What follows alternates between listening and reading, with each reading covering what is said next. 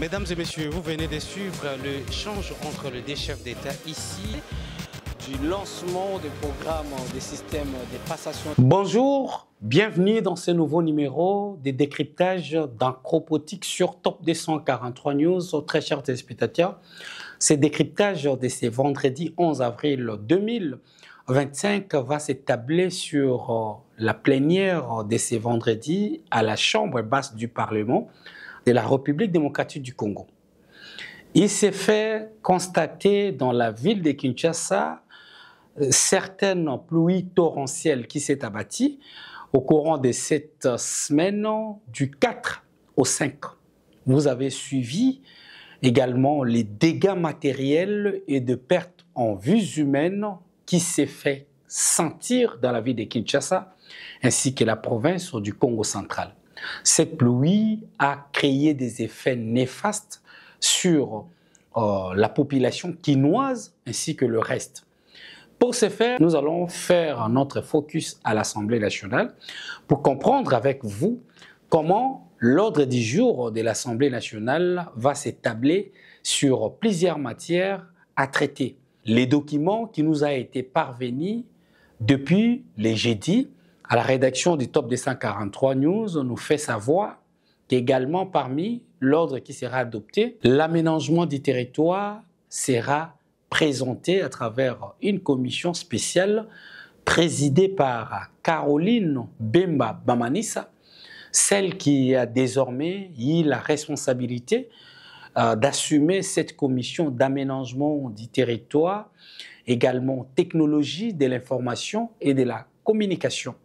Pour ce faire, nous allons d'abord entrer à l'hémicycle de l'Assemblée nationale, prendre la réaction de la présidente de la dite commission autour de la politique d'aménagement du territoire. Mais avant d'entrer, prendre comment elle va faire sa lecture autour des travaux que sa commission a entrepris autour des différents ministères sectoriels dans les domaines d'aménagement du territoire. Nous vous rappelons que le président de la République, Félix Tshisekedi, avait adressé une lettre aux institutions parlementaires et en particulier à la Chambre basse du Parlement afin d'examiner cette proposition de loi qui vient directement du chef de l'État de la RDC. Dans le contenu de ces documents, il a fallu que ça devienne un projet de loi afin que la mise en application s'efface par le ministère sectoriel. Nous allons d'abord suivre les comptes rendus des travaux qui se sont déroulés à travers cette commission d'aménagement du territoire. Caroline Bemba, présidente de cette commission, nous fait le point sur les comptes rendus de leurs travaux autour de cette commission, ainsi que le membre du gouvernement. Se trouvait déjà en campagne électorale et par voie de conséquence, notre Chambre législative, qui basculait vers sa 4e législature, ne pouvait pas se réunir. De ce point de vue, il devient donc impérieux que la commission de cette nouvelle législature examine l'ensemble de ce texte de loi en toute intelligibilité et connaissance de cause, tout en veillant sur les grandes articulations composantes. 2. De la décision prise à l'unanimité par les députés membres de la commission. Convaincus de l'importance de ce texte de loi et de son incidence sur les autres textes sectoriels, les députés membres de votre commission ATI-NTIC ont levé l'option de statuer sur l'ensemble de ce texte de loi en vue de doter la République d'un instrument juridique consensuel tenant compte des avis et considérations de tous les autres sectoriels. 3e point, des observations tirées de l'analyse approfondie de la lettre du Président de la République. Après examen de la lettre du Président de la République, votre commission a retenu que seuls 8 articles sont concernés par la nouvelle délibération. Il s'agit des articles 15, 27, 55, 57, 89, 131 et 135. En sus, elle relève que la note du Président de la République fait ressortir ce qui suit. 1. Les observations sur les 8 articles ci haut indiqués sont à titre purement illustratif, voir la première page de la dite lettre. Et, deuxième point, plusieurs autres articles du texte de loi sous examen font l'objet de ces observations pour raison de cohérence et de conformité aux règles de la légistique. Enfin, votre commission retient de l'esprit de cette correspondance la nécessité d'étendre son examen sur l'ensemble du texte de loi sous examen. Quatrième point, des acteurs concernés par la mise en œuvre de la loi relative à l'aménagement du territoire.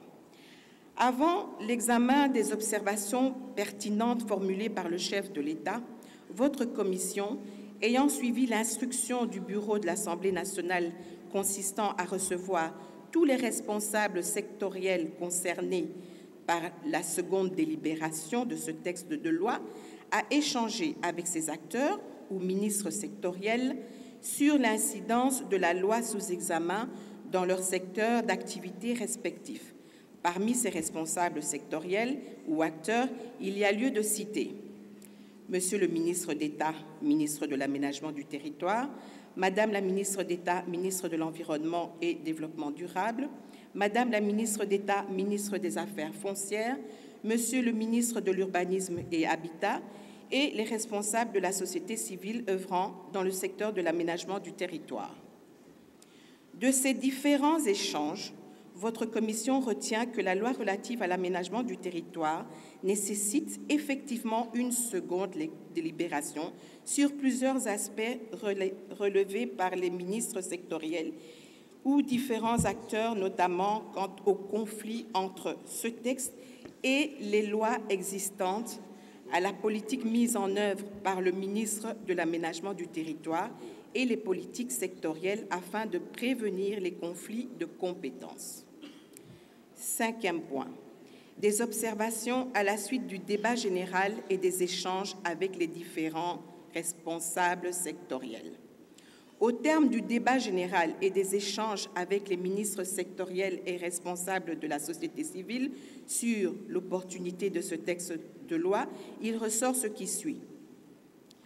Le texte de loi sous examen contient plus de 40% des dispositions identiques trouvées sur Internet et 20% issus de recherches scientifiques.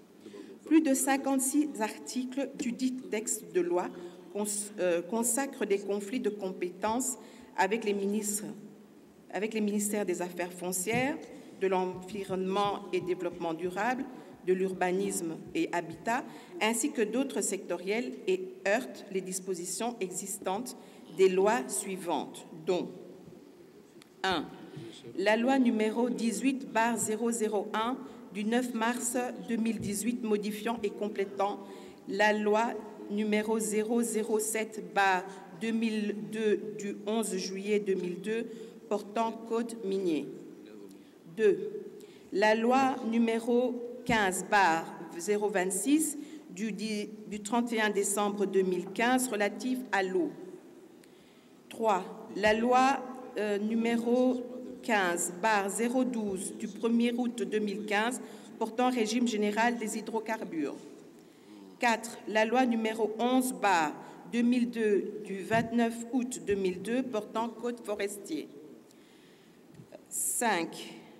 La loi numéro 011/022 du 24 décembre 2011 portant principes fondamentaux relatifs à l'agriculture. 6. La loi numéro 11/009 du 9 juillet 2011 portant principes fondamentaux relatifs à la protection de l'environnement. 7. La loi numéro 73/021 du 20 juillet 1973 portant régime général des biens, régime foncier et immobilier et régime des sûretés tel que modifié et complété par la loi numéro 80/008 du 18 juillet 1980. Autre loi, la loi numéro 77/001 du 22 février 1977 portant expropriation pour cause d'utilité publique. Et enfin, l'ordonnance numéro 22/003 du 7 janvier 2022 fixant les attributions des ministères. Conclusion. Eu égard à ce qui précède, votre commission, ayant examiné les observations contenues dans la correspondance de son Excellence, Monsieur le Président de la République, relève qu'elle ne pouvait pas se limiter à examiner les 8 articles repris par la correspondance de son Excellence, Monsieur le Président de la République. Aussi, ne voulant pas aller au-delà de la mission lui confiée par l'Assemblée plénière, nous venons solliciter la prolongation du délai nous accordé en vue de nous permettre de faire une analyse complète de la loi et vider les différends qui pourraient naître de l'interprétation des 56 articles à problème. Je vous remercie. Merci, Madame la Présidente, pour votre présentation très claire. Honorable député. À la Chambre basse du Parlement, parmi les points à l'ordre du jour retenus lors de la séance plénière du vendredi 11 avril 2025, figurait la présentation du rapport de gestion financière de cette deuxième institution du pays pour l'année 2024. Présentant ce rapport aux élus nationaux, la questeur Chimène Polypoli a rappelé que cet exercice de redevabilité se déroule dans un contexte particulier, marqué notamment par des contraintes budgétaires consécutives à la guerre d'agression imposée à la République démocratique du Congo par les Rwandais et ses supplétifs du M23. Pour l'année 2024, la questeur Chimène Polypoli a fait savoir que les prévisions budgétaires de l'Assemblée nationale ont été arrêtées à hauteur de 1296,3 milliards de francs congolais pour couvrir 4 grandes rubriques, à savoir les rémunérations, les fonctionnements, les investissements, les interventions économiques, sociales, culturelles et scientifiques. Cependant, a-t-elle révélé que la loi des finances pour l'exercice 2024 telle que votée et promulguée n'a consacré à la Chambre basse du Parlement une enveloppe de 782,6 milliards de francs congolais, soit 60,37% des besoins véritablement exprimés. La dotation de notre Chambre a connu une diminution de près de 50% par rapport à celle de la législature passée, entraînant une rationalisation extrême des dépenses exécutées. La loi de finances pour l'exercice 2024, telle que votée et promulguée, n'a consacré à notre Chambre qu'une enveloppe de 782,6 milliards de francs congolais, soit 60,37% de besoins véritablement exprimés et dont la hauteur a été rigoureusement évaluée par une commission technique mise en place à cet effet. Sur cette enveloppe accordée de 782,6 milliards de francs congolais, seulement 718,1 milliards de francs congolais ont été effectivement décaissés par le Trésor public, réduisant le taux de couverture de besoins réels de l'Assemblée nationale à seulement 55,39%, sans compter l'incidence de taux de change.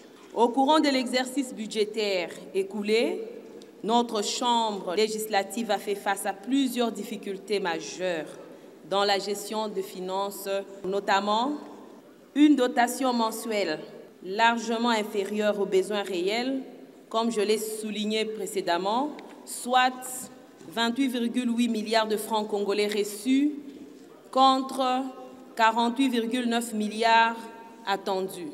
Des contraintes de gestion de la trésorerie causées par décaissement tardif et partiel de la dotation.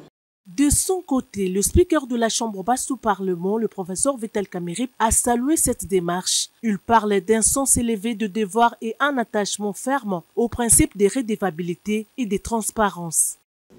Vous savez très bien, avec les réseaux sociaux, on nous attribue les conforts que nous n'avons pas. L'institution Assemblée nationale, tout comme le Sénat, en tout cas je connais les chiffres de l'Assemblée nationale, nous avons été amputés de près de 50%. Quand on parle de la dotation de 48,7 milliards, à l'époque, là-dedans, on avait les rémunérations des députés, on avait le fonctionnement de l'administration secrétaire générale et des différentes directions de l'administration de l'Assemblée nationale, le fonctionnement des bureaux. Nous arrivons, le budget, une réduction de 60,37%. Et en ces compris les rémunérations, c'est les émoluments des députés.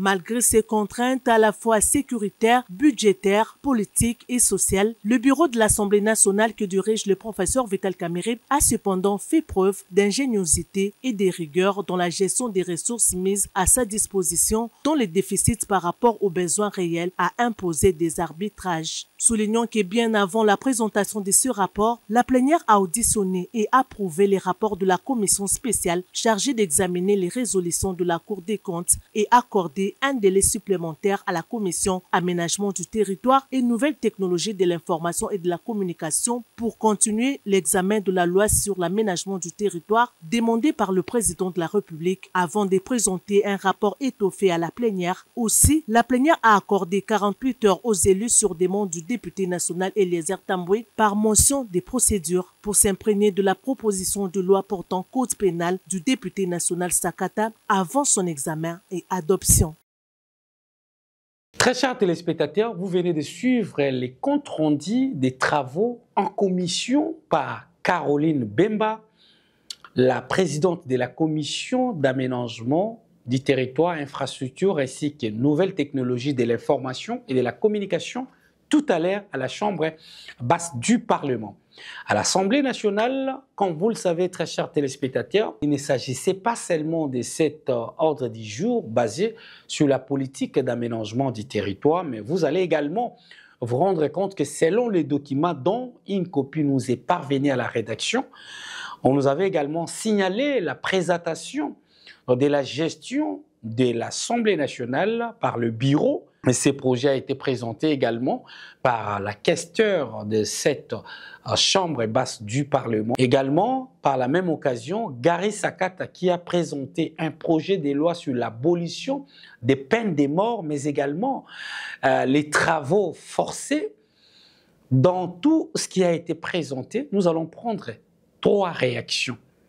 Il s'agit de Soumaï, qui est le député national, mais également le professeur Ngondakoy Gaspard s'est exprimé sur la question de la peine de mort, ainsi que les députés nationaux Elim Vaumawa qui ont également donné leur point de vue à l'issue de cette plénière de ce vendredi. Le mandat d'un député national ne se limite pas seulement à son fief ou à son territoire, mais ça va, il a un mandat national, donc il peut intervenir sur les questions qui concernent l'ensemble de la République. C'est à ce titre que, suite aux incidents majeurs causés par les intempéries, ici dans la ville de Kinshasa, nous avons déposé des initiatives parlementaires. La première a été adressée au ministre de l'Aménagement du territoire au titre des questions d'actualité. Et il était question que le ministre de l'Aménagement du territoire vienne expliquer à la représentation nationale sa responsabilité ou les manques d'activisme dans son secteur qui a favorisé à ce que la population puisse être victime de ces drames. Et comme deuxième initiative, ça c'est une question orale avec débat. Et cette fois-ci, nous l'avons adressée au ministre de l'Urbanisme et Habitat, au sujet de la même question, qui doit venir aussi expliquer les insuffisances qui ont fait à ce que la population puisse être victime à ces niveaux-là de ces intempéries. Et puis ils doivent nous dire, comme la Metelsat continue toujours à nous alerter sur des intempéries à venir, ils doivent nous dire quelles sont les mesures qu'ils ont prises pour que pareils incidents ne nous arrivent pas. C'est une proposition de loi de notre collègue Gary Sakata, qui veut modifier le code pénal en ce qui concerne principalement les peines de servitude pénale et de travaux forcés. Nous n'avons pas examiné le rapport, on a renvoyé ça la semaine prochaine et donc on pourrait se prononcer utilement après avoir présenté ce rapport et après l'avoir adopté. En ce qui concerne la loi sur l'aménagement du territoire, c'est la même chose. On a renvoyé la question à la commission d'aménagement du territoire qui sera renforcée par la commission PAG, afin que nous puissions présenter à l'Assemblée plénière une loi beaucoup plus cohérente qui soit en harmonie avec toutes les autres lois qui ont été adoptées en la matière. Mais moi, ce qui m'intéresse, c'est le travail que la commission que j'ai eu l'honneur de diriger a présenté aujourd'hui. Il s'agit de la commission spéciale et temporaire sur la Cour des comptes. L'Assemblée nationale, conformément à la loi qui organise la Cour des comptes, a reçu la demande du premier président de cette institution pour que notre institution puisse donner l'avis sur les différents dossiers individuels des promotions et des mises à la retraite qui ont été envoyés, ainsi que sur la proposition de recrutement de 65 magistrats de la Cour des comptes. Compte tenu des informations que nous avons reçues, la Commission a jugé utile de demander à l'Assemblée plénière la constitution d'une commission d'enquête pour aller recueillir les informations les plus complètes sur la gestion des ressources humaines de la Cour des comptes. Ce que l'Assemblée plénière a accordé. Et donc, dans les jours à venir, cette commission va se déployer au niveau de la Cour des comptes. Et à l'issue du travail qui sera fait, des recommandations seront données à l'Assemblée plénière avant d'émettre l'avis que la Cour a sollicité. Voilà le travail qui a été fait aujourd'hui. Je me réjouis que ces conclusions de la commission spéciale et temporaire que j'ai dirigée aient été approuvées à l'unanimité par l'Assemblée plénière de l'Assemblée nationale. La plénière s'est bien déroulée comme vous l'avez constaté. Très incessamment, nous allons examiner la proposition de loi portant modification du code pénal. Comme vous le savez, le code pénal date de 1940, mérite pour se faire à l'égard de l'évolution une touche du maître législateur pour que nous puissions donner un sens qui correspond au contexte actuel. Mais aussi par rapport au marché des Boulongo, nous insistons sur le fait que les biens du domaine public de l'État sont hors commerce et ne doivent pas faire objet d'aliénation. Non, cette loi, nous allons l'examiner. Comme vous le savez, c'est une loi essentielle qui touche même au foncier. Et au regard de tout ce que nous avons aujourd'hui comme problème d'aménagement, je crois qu'il est plus important de doter la République d'une loi portant aménagement du territoire. Il y a eu certaines exigences, pas exigences, mais sinon propositions pour que nous puissions revoter cette loi venant de la présidence. Et nous sommes oui, parce qu'il va de l'intérêt de notre pays de doter la République d'une loi sans embâche, sans obscurité dans les libellés. Très chers téléspectateurs, vous venez de suivre tour à tour Soumaï, député national, mais également le professeur Gaspard Ngondakoy ainsi qu'Eli Vaumawa qui se sont exprimés autour de la plénière de ces jours. Vous avez eu le temps de comprendre la quintessence de cette plénière. Tous ces projets ont été déclarés recevables. La question maintenant d'ouvrir la brèche pour qu'il y ait de prise de parole autour du sujet pour finalement adopter, voter également ces projets de loi ainsi d'envoyer au président de la République démocratique du Congo. Ça sera désormais le tour du président Tshisekedi qui va promulguer et la mise en application de ces projets de loi.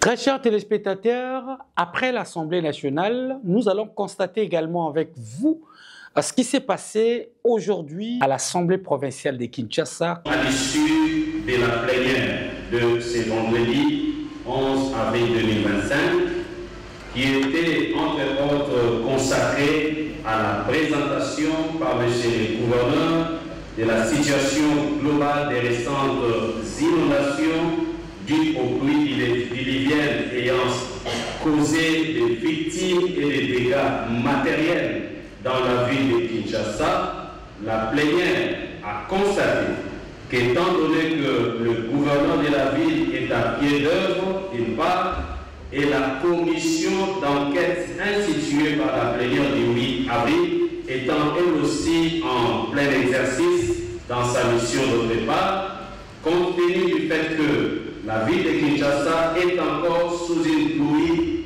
diluvienne, la plénière a estimé important de permettre à M. le gouverneur ainsi que la commission d'enquête de travailler sans désemparé. Et cela en toute célérité pour le bien des Quinoises et Quinois. Et cela sans perdre le temps. À conséquence, nous invitons les Quinoises et Quinois d'éviter les endroits à haut risque car les fortes précipitations s'annoncent encore. Nasuka ya masolo ya badepute ya Kinshasa ya mokolo mwa lelo mokolo ya mitano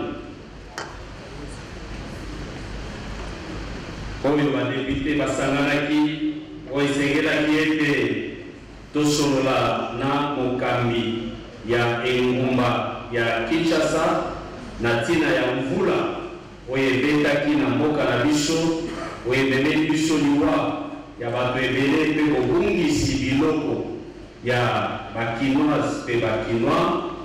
Assemblée provinciale ya Kinshasa badepute tozwi mokano ete commission d'enquête oyo biso toinstitue basala mosala na terrain mpe gouverneur ya ville ya Kinshasa ye mpe aza déjà na terrain.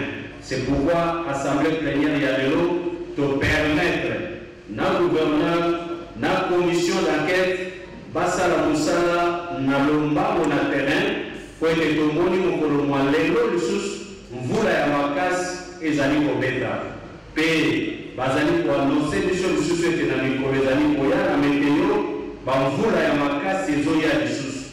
Tomoni ete toperdre temps te tobungisa ntango te na monsieur le gouverneur na commission d'enquête tosengi bango basala mosala na lombango na terrain mpe bamemela biso barapport oyo ekosenga ete makambo ya boye esalama lisusu te na mboka na biso.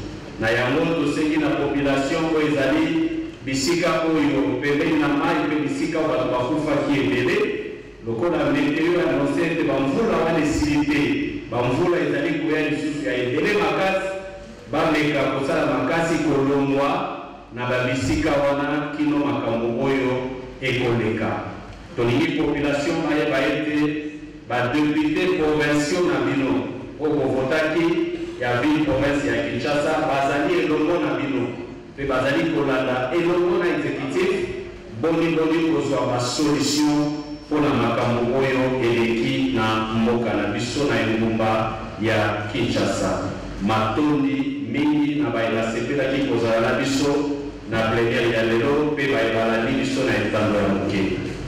Nous allons quitter ces chapitres pour nous rendre à la présidence de la République pour vous dire qu'au courant de cette semaine, le président Tshisekedi a reçu à la Cité de l'Union africaine les lettres de créance des 4 ambassadeurs qui viennent d'être accrédités en République démocratique du Congo, à savoir la lettre de créance de l'ambassadeur du Soudan, de Venezuela, de l'Ukraine ainsi que l'Ouganda.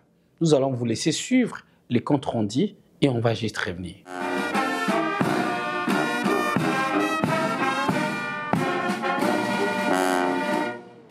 Ballet diplomatique ce jeudi à la Cité de l'Union africaine. Le président de la République, Félix-Antoine Tshisekedi Tshilombo, a reçu les lettres de créance des 4 ambassadeurs extraordinaires et plénipotentiaires nouvellement accrédités en République démocratique du Congo.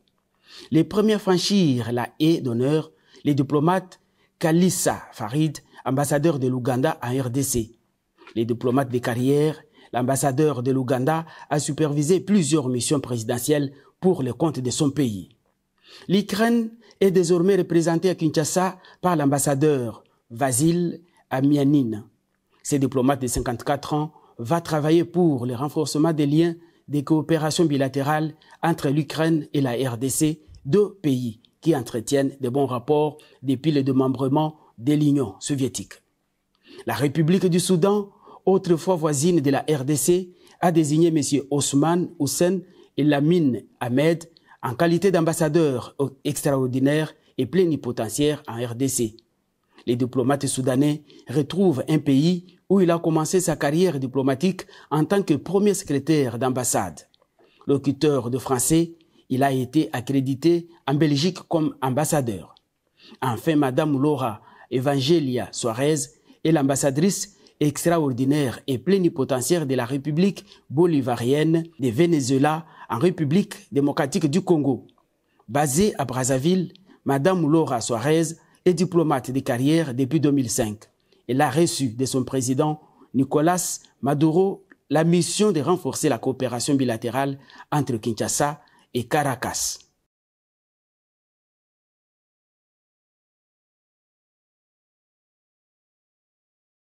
Très chers téléspectateurs, merci pour votre attention, vos suggestions dans le cadre des décryptages des presque chaque jour sur Top 243 News pour vous donner l'essentiel de l'actualité.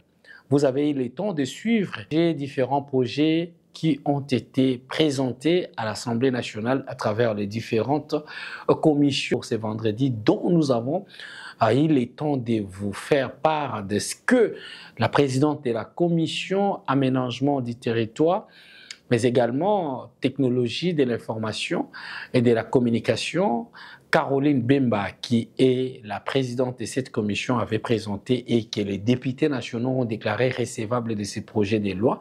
Pourquoi nous avons voulu, parmi tant d'autres projets qui étaient à l'ordre du jour, on a choisi ces projets en rapport avec l'actualité du moment. Comme vous le savez, la pluie s'est abattue encore sur Kinshasa pour ce vendredi. C'était catastrophe. On attend également nous recueillir de cette dernière pluie. Qu'est-ce qu'il y a eu comme dégâts? Parce que visiblement, c'était compliqué. Également, vous avez eu le temps de suivre la résolution qui a été prise par l'Assemblée provinciale de Kinshasa sur la probable convocation du gouverneur de la ville de Kinshasa, mais à travers la commission spéciale mise en place lors de la dernière plénière du 8 avril de l'année en cours. Ils se sont résolus de laisser d'abord le gouverneur, d'autant plus que c'est vendredi, il y avait eu la pluie, donc il a fallu laisser quand même le gouverneur continuer à patrouiller à travers des différentes zones affectées par cette pluie, encore une fois de plus torrentielle. Très chers téléspectateurs, vous avez également eu le temps de suivre le président Tshisekedi qui a reçu le lettre de créance des 4 ambassadeurs accrédités nouvellement ici pour la République du Congo, dont les résidences seront à Kinshasa en majorité. Vous avez suivi tour à tour comment le chef de l'État a reçu ces lettres de créance par des nouvelles ambassadeurs accrédités pour la RDC. Il s'agissait également de l'ambassadeur de l'Ouganda, de l'Ukraine, de Venezuela ainsi que du Soudan. Merci parce que vous étiez très nombreux à nous suivre dans ce nouveau numéro d'actualité. Un clin d'œil spécial pour Ebengo Enoch qui nous a toujours assisté à la réalisation pour que vous obteniez cette belle image à travers vos smartphones ainsi que vos postes téléviseurs chez vous. À très bientôt. Le rendez-vous est donné pour ces week-ends. Mais restez connectés sur Top 243 News pour vous informer en temps réel et 24 heures sur 24. À très bientôt. Pour vous informer de l'essentiel de l'actualité en République démocratique du Congo, il vous suffit de vous abonner sur Top 243 News TV. Également nous lire sur www.top243news.com. Au nom de toute la rédaction, nous vous remercions.